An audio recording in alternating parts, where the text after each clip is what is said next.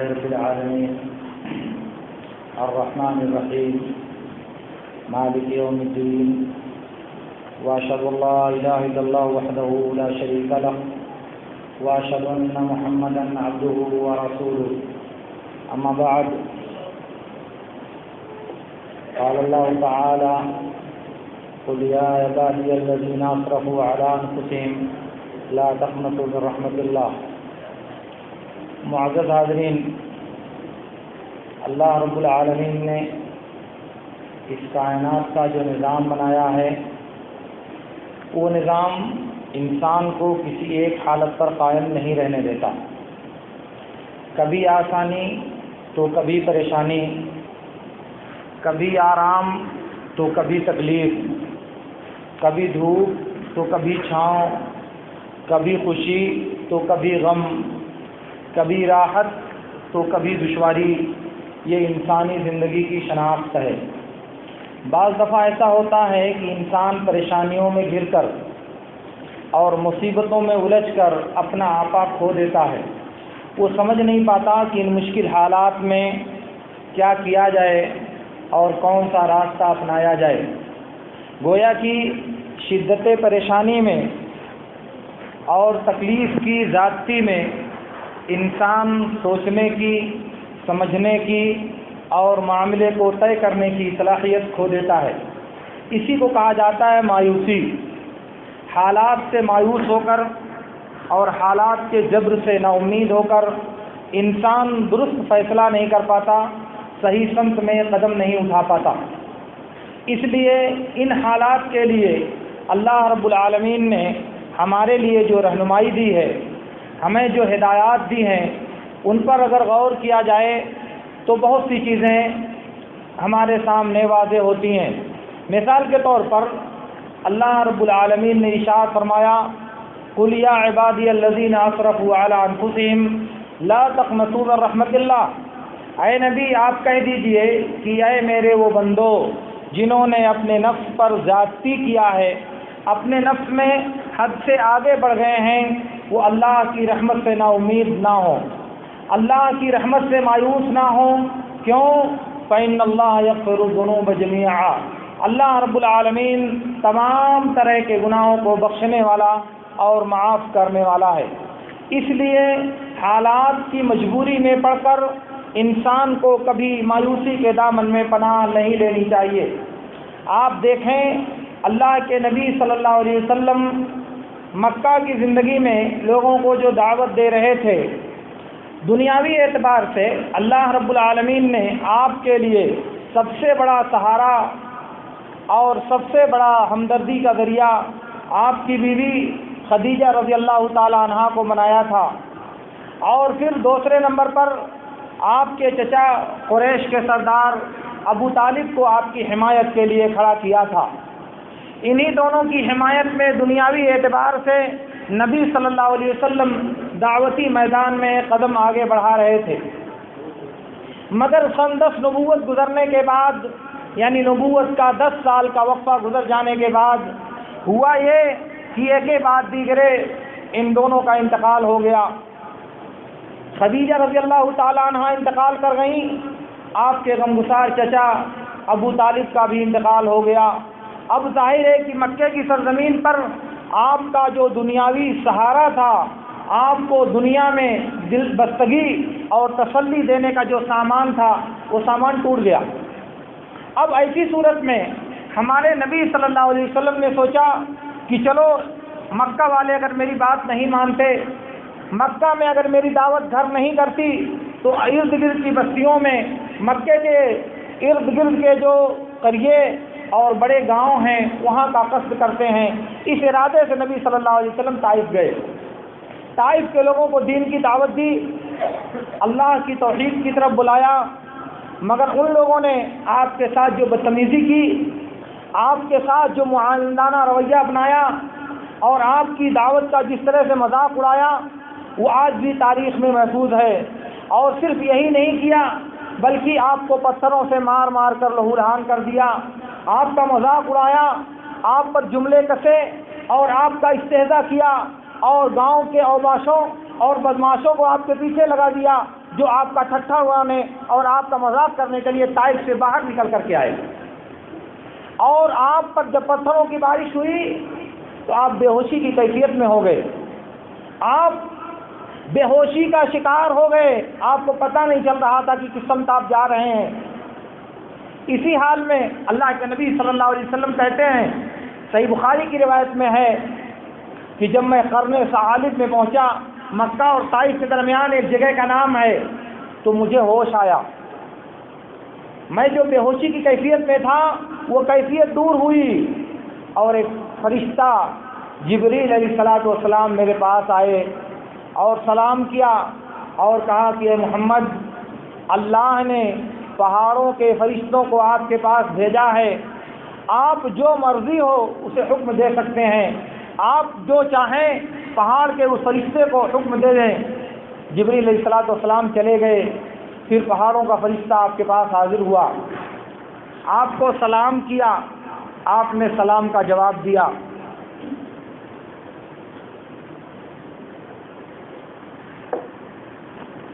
آپ نے سلام کا جواب دیا۔ پہاڑوں کے فرشتے نے کہا کہ اللہ رب العالمین نے مجھے آپ کے پاس بھیجا ہے، آپ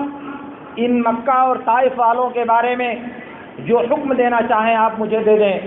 اگر آپ چاہیں تو مکہ اور طائف کے دو پہاڑوں کے بیچ میں رکھ کر ان دونوں بستیوں کو میں پیس دوں، ان دونوں بستیوں والوں کو دو پہاڑوں کے بیچ میں کچل دوں۔ اللہ کے نبی صلی اللہ علیہ وسلم نے سنا تو کہا، لا انی ارجو ان یخرج اللہ من اصلابہم من یعبد اللہ وحدہ ولا یشرک بہ شیئا، نہیں ایسا مت کرو، مجھے اللہ کی ذات سے امید ہے کہ ان کی نسل سے ایسے لوگ پیدا ہوں گے جو صرف اللہ کی عبادت کریں گے اور اللہ کے علاوہ کسی کو شریک نہیں ٹھہرائیں گے، اللہ کے ساتھ کسی دوسرے کو شریک نہیں ٹھہرائیں گے۔ اور اس کے بعد آپ واپس مکہ آ گئے۔ اب ظاہر ہے کہ طائف میں آپ کی دعوت غیر مقبول ہو گئی، پھر مکہ واپس آ رہے ہیں، اب مکہ والوں کے حوصلے کتنے بلند ہوں گے، آپ کے دشمنوں کے ارادے کتنے مضبوط ہوں گے، آپ کو ستانے کے لیے، آپ کو گرفت میں لینے کے لیے، آپ کو اذیتیں پہنچانے کے لیے وہ کتنے پرعزم ہو جائیں گے کہ آپ کے لیے کوئی ٹھکانہ نہیں، کوئی جائے پناہ نہیں، کوئی غمگسار نہیں، کوئی ہمدرد نہیں، کوئی دنیاوی سہارا نہیں آپ کے لیے۔ ان حالات میں آپ دیکھیں کتنی کٹھن اور کتنی مشکل وقت اللہ کے نبی صلی اللہ علیہ وسلم کے گزر رہے ہیں۔ بعد میں صحیح بخاری کی روایت میں ہے، ام المومنین عائشہ رضی اللہ تعالی عنہا نے اللہ کے رسول سے پوچھا، اللہ کے رسول آپ کی زندگی میں سب سے مشکل دن کون سا آیا ہے، آپ کی زندگی میں سب سے زیادہ پریشانی والا دن کون سا آیا؟ تو اللہ کے نبی صلی اللہ علیہ وسلم نے کہا کہ جس دن میں نے اپنے آپ کو تیری قوم کے لوگوں ابن عبد یالیل کے اوپر پیش کیا طائف میں، اور انہوں نے میری دعوت کو رد کر دیا۔ حالانکہ اس کے بعد مقام احد میں آپ کو دشمنوں نے اپنے نرلے میں لے لیا تھا، آپ دشمنوں کے ہاتھے میں گر گئے تھے، تیروں اور تلواروں کی بوچھار سے آپ کا سر زخمی ہو گیا تھا، آپ کے دانت ٹوٹ گئے تھے، اور آپ کے قدموں پر بہت سے صحابہ کرام نے اپنی جانیں نثار کر دی تھی، مگر اس کے باوجود احد سے زیادہ سخت دن وہ تھا جو طائف میں پیش آیا تھا۔ اس جان کی دشواری کے مقابلے میں احد کے دن، طائف کے دن جو معاملہ ہوا تھا وہ اللہ کے نبی صلی اللہ علیہ وسلم کو زیادہ تکلیف دہ معلوم ہو رہا تھا، زیادہ پریشان کن لگ رہا تھا۔ اب آپ دیکھیں کہ نبی صلی اللہ علیہ وسلم چہار طرف سے پریشانیوں میں گھرے ہوئے ہیں، دنیاوی سہارے ایک کے بعد دیگرے آپ سے ٹوٹتے جا رہے ہیں، اور پھر وہ دن بھی آیا کہ دشمنوں نے طے کر لیا کہ اب اللہ کے نبی صلی اللہ علیہ وسلم کو مزید زندہ رہنے دینا یہ ہمارے لیے بہتر نہیں ہوگا، اس لیے مشورہ کر کے قریش کے تمام قبائل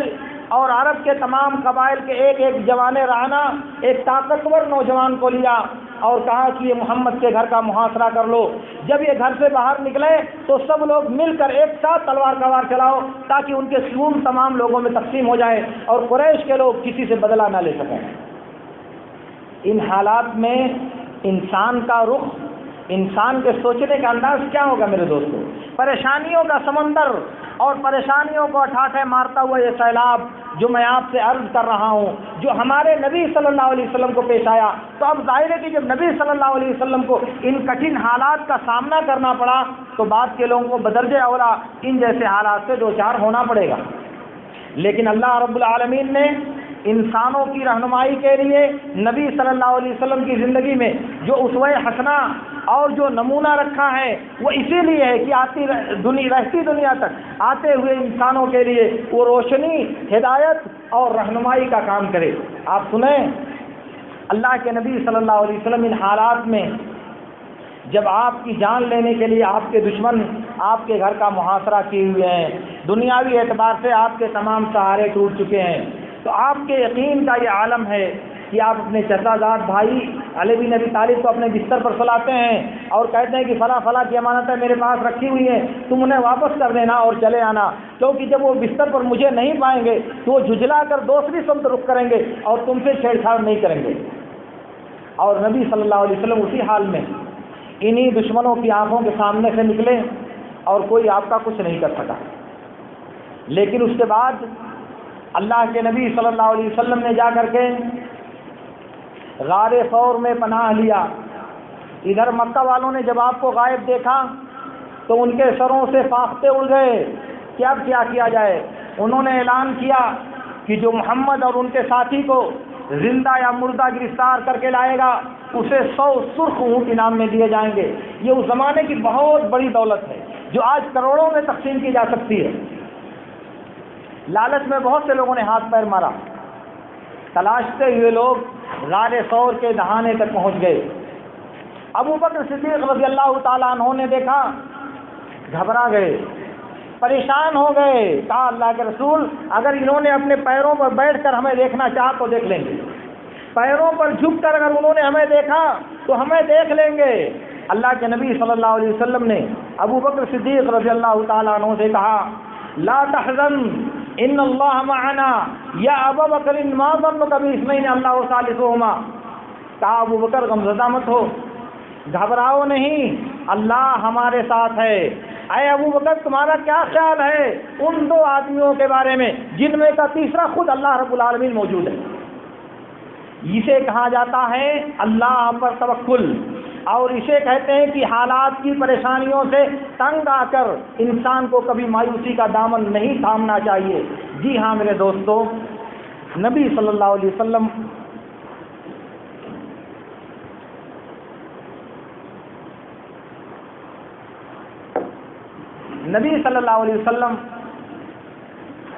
ان پریشانیوں سے دوچار ہونے کے بعد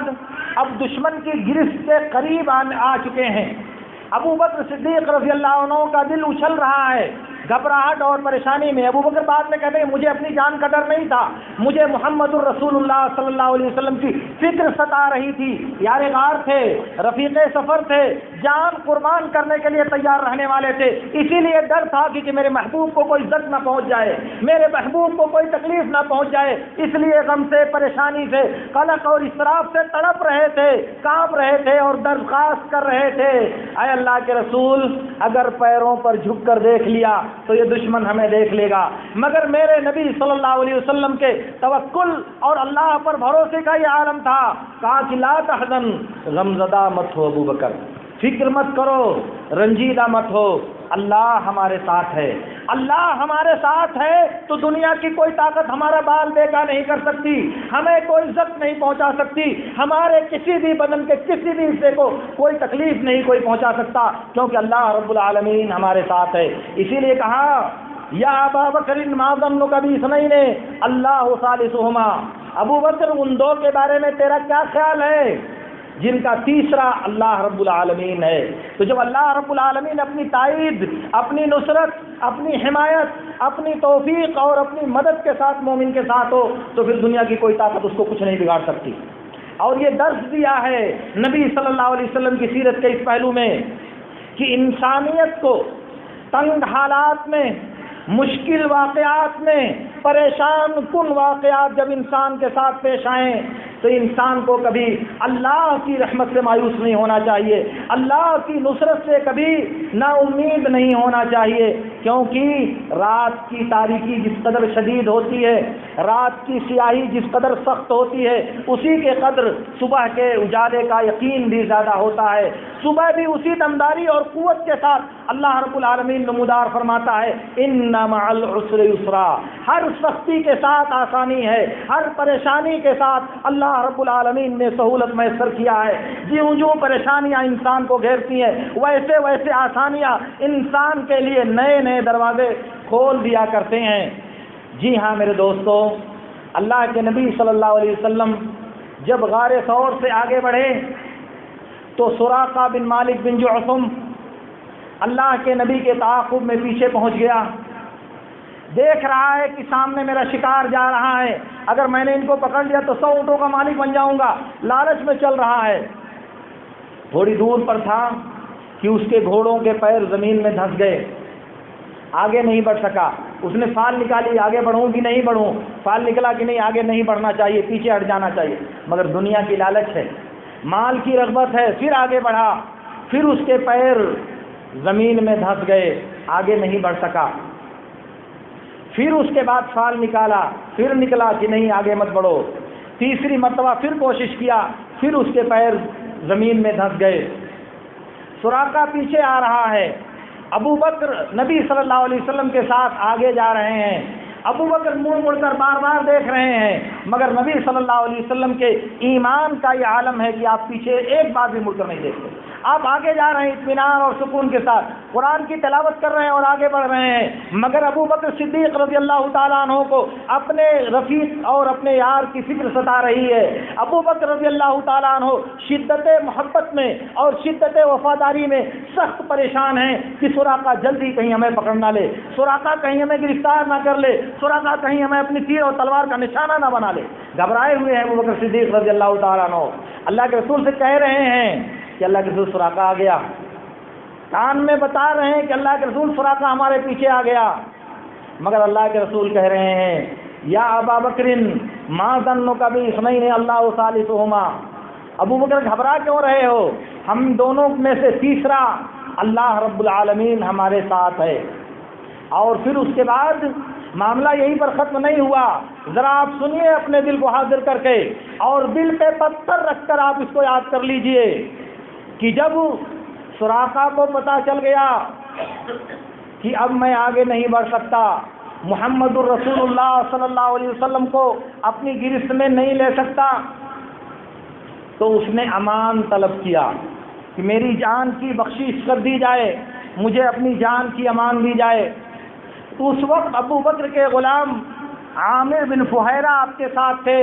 انہوں نے چمڑے کے ایک ٹکڑے پر اس کو امان نامہ لکھ کر دیا، اس کو ایک امان نامہ لکھ کر دیا،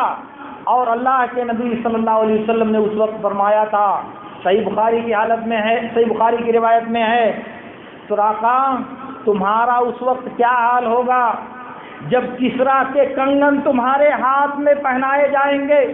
کسریٰ کا کنگن تمہارے ہاتھوں میں ڈالا جائے گا، اس وقت تمہارا کیا عالم ہوگا۔ کسریٰ بے ہوش ہونے جا رہا، سراقہ بے ہوش ہونے جا رہا تھا، اسے اپنے کانوں پر یقین نہیں آ رہا تھا۔ کہا اللہ کے رسول فارس کے بادشاہ کسریٰ بن ہرمز کے بارے میں آپ بات کر رہے ہیں؟ کہا ہاں، کسریٰ بن ہرمز کے کنگن تیرے ہاتھوں میں پہنائے جائیں گے۔ اور اس کے بعد کسریٰ واپس ہوا، راستے میں کوئی ملتا تھا کہتا تھا ادھر محمد نہیں، میں دیکھ کر کے آ رہا ہوں، تم ادھر سے واپس جاؤ۔ صبح میں آ رہا تھا آپ کی تلاش میں، اور جب دوپہر میں واپس جا رہا ہے تو آپ کا حمایتی اور آپ کا مدافعتی بن کر لوگوں کو وہاں سے بہکا اور بھٹکا رہا ہے۔ بعد میں عمر بن خطاب رضی اللہ تعالیٰ عنہ کے زمانے میں جب مدائن کو فتح کیا گیا، کسریٰ کے خزانے کو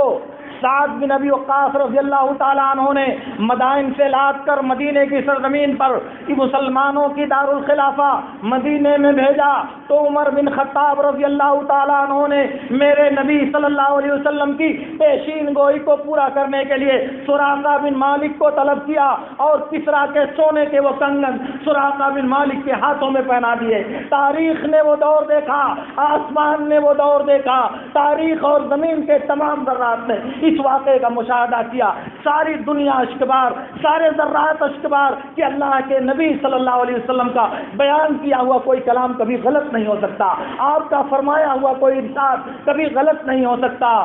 اس عالم میں جب نبی صلی اللہ علیہ وسلم مظلوم اور بے بس بنا کر مدینے سے جان بچا کر چھپ کر لوگوں کی نگاہوں سے پردہ کر کے بھاگ رہے ہیں، کوئی قسم پرسی اور کوئی پرسان حال نہیں ہے، بے بسی کا یہ عالم ہے کہ ڈر لگ رہا ہے کہ دشمن کہیں پکڑ نہ لے، بے بسی اور عاجزی کا یہ عالم ہے کہ دشمن دیکھنے نہ پائے، اس سے چھپ چھپا کر راستہ بدل کر ساحل کے راستے سے واپس جایا جا رہا ہے۔ اور ایمان کا یہ عالم ہے کہ کسریٰ کے کنگن اس وقت دنیا کی جو دو سپر پاور عظیم الشان طاقتیں تھیں، ان میں سے ایک ایران اور دوسرے روم تھی۔ ایران کے بارے میں ایسی بے بسی اور بے کسی کے عالم میں میرے نبی صلی اللہ علیہ وسلم نے جب پیشین گوئی کی تو سننے والوں کو اپنے کانوں پر اعتماد نہیں رہا، سننے والوں کو شک ہوا کہ کہیں میرے کان کے پردے تو نہیں پھٹ گئے، کہیں میں نے غلط بات تو نہیں سن لی۔ یہ کیسے ہو سکتا ہے کہ دنیا کی عظیم الشان اور دنیا کی سپر پاور ایران اور اس کے بادشاہ کسریٰ بن ہرمز کا کنگن اور وہ بھی میرے ہاتھوں میں، یہ کیسے ہو سکتا ہے؟ لیکن تاریخ نے بتایا کہ جب اللہ رب العالمین اپنے پیغمبر کے ذریعہ کوئی فرمان دنیا کے انسانوں کو پہنچاتا ہے تو تاریخ کبھی اس میں دغا نہیں کرتی، تاریخ کبھی ان کے واقعات کو جھٹلایا نہیں کرتی، تاریخ کبھی نبی کے فرمان کو غلط نہیں ثابت کیا کرتی۔ یہ آپ غور کریں تصور کی آنکھوں سے میرے دوستو کہ نبی صلی اللہ علیہ وسلم مدینے سے دشمنوں سے چھپ کر نکل رہے ہیں، جان کی حفاظت کے لیے جان بچا کر نکلنے کی کوشش کر رہے ہیں، اور اس وقت توکل کا یہ عالم ہے کہ کسریٰ کے خزانے کو اور اس کے کنگن پر قبضہ کرنے کی پیشین گوئی اور خبر دے رہے ہیں میرے نبی صلی اللہ علیہ وسلم۔ میرے عرض کرنے کا مطلب یہ ہے کہ یہ حالات جو اس وقت پیش آئے تھے، آپ سوچیں کتنے حوصلہ شکن تھے یہ حالات، کتنے پریشان کن تھے یہ حالات، کتنی مایوسی پیدا کر دینے والے تھے یہ حالات، مگر نبی صلی اللہ علیہ وسلم مایوس ہوئے؟ نبی صلی اللہ علیہ وسلم نے نا امیدی کا دامن پکڑا؟ نبی صلی اللہ علیہ وسلم اللہ کی رحمت سے نا امید ہوئے؟ اللہ کی وسعت رحمت سے کبھی آپ نے تنگی محسوس کی؟ نہیں میرے دوستو، آپ نے اسی تاریکی میں اجالے کی راہ ڈھونڈی، اسی پریشانی میں آسانی کا راستہ بتایا، انہی پریشانیوں کے عالم میں راحتوں کے اسباب فراہم ہونے کی بشارت دی نبی صلی اللہ علیہ وسلم نے۔ اس لیے جب مسلمانوں کے حالات اس طرح پیش آئیں، مسلمانوں کے حالات جب اس طرح دگرگوں ہوں، مومنوں کو جب اس قدر پریشان کن دشواریوں کا سامنا ہو، تو نبی صلی اللہ علیہ وسلم کی سیرت کی روشنی میں یہ بات ہم کو اپنانی چاہیے، یہ بات ہمیں سیکھنی چاہیے۔ اس کے علاوہ تاریخ میں اس طرح کے بہت سے واقعات ہماری عبرت کے لیے موجود ہیں، جنہیں اگر اللہ رب العالمین نے توفیق دیا تو میں آپ سے ضرور عرض کروں گا، یہ بتانے کے لیے کہ ہماری تاریخ اور ہمارے رجال، ہمارے اکابر اور ہمارے علماء اور ہمارے مجاہدین کی تاریخ اس سے بھری پڑی ہوئی ہے۔ آپ کہہ سکتے ہو یہ تو نبی صلی اللہ علیہ وسلم اور نبی صلی اللہ علیہ وسلم کی سیرت کا جز ہے، مگر یہ بات، یہ واقعہ اور یہ صداقت تاریخ کے ہر زمانے میں رونما ہوتی رہی ہے۔ مختلف زمانوں میں جب حالات مشکل سے مشکل ہوئے اور ایسا لگا کہ اب امت مسلمہ دنیا سے مٹا دی جائے گی، ایسا لگا کہ اب امت مسلمہ دوبارہ پنپ نہیں سکتی، جب ایسا لگا کہ اب مسلمانوں کا وجود صفحہ ہستی سے ختم کر دیا جائے گا، اسی عین موقع پر اللہ رب العالمین نے اجالے کی کرن پیدا کی، روشنی نمودار کی، اور امت مسلمہ کو پھر نئی زندگی دینے والے لوگ پیدا ہوئے، اور تاریخ نے اس کو محفوظ رکھا ہمارے لیے۔ انشاءاللہ میں آپ سے کبھی عرض کروں گا باقی باتیں۔ اللہ رب العالمین سے میری دعا ہے کہ اللہ رب العالمین ہمیں ان باتوں کو سمجھنے اور ان پر عمل کرنے کی توفیق عطا فرمائے، اور ہمیں اس بات کی توفیق دے کہ ہم حالات کی شدت سے تنگ آ کر کبھی اللہ رب العالمین کی رحمت اور اس کی مغفرت سے مایوس نہ ہوں کہ اس نے ہمیں اس بات کا وعدہ کیا ہے۔ اللہ رب العالمین ہمیں ان باتوں کی توفیق عطا فرمائے۔ وآخر دعوانا ان الحمد للہ رب العالمین۔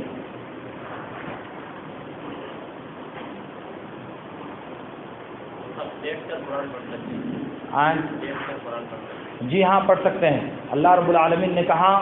وَيَذْكُرُونَ اللَّهَ قِيَامًا وَقُعُودًا وَعَلَى جُنُوبِهِمْ، وہ اللہ کا ذکر کرتے ہیں کھڑے ہو کر، بیٹھ کر اور لیٹ کر۔ تو قرآن ہر صورت میں پڑھ سکتے ہیں، کھڑے ہو کر بھی، بیٹھ کر بھی، لیٹ کر بھی۔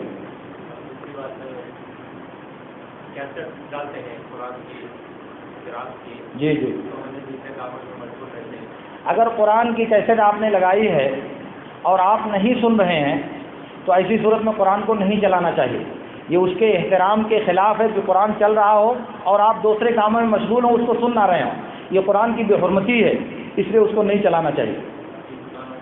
دکانوں میں، مکانوں میں، کہیں بھی اگر آپ قرآن کا کیسٹ چلاتے ہیں موبائل میں، ریکارڈر میں یا کسی بھی چیز میں، تو وہاں اگر آپ سنتے ہیں یا کوئی بھی سنتا ہے تو ٹھیک ہے، چلانا چاہیے۔ اگر کوئی سننے والا نہیں ہے اور جو لوگ وہاں موجود ہیں وہ غافل ہیں، گفتگو کر رہے ہیں، بات کر رہے ہیں، سامان بیچ رہے ہیں، کچھ اور کر رہے ہیں، تو ان کو کیسٹ نہیں چلانا چاہیے، اسے بند کر دینا چاہیے۔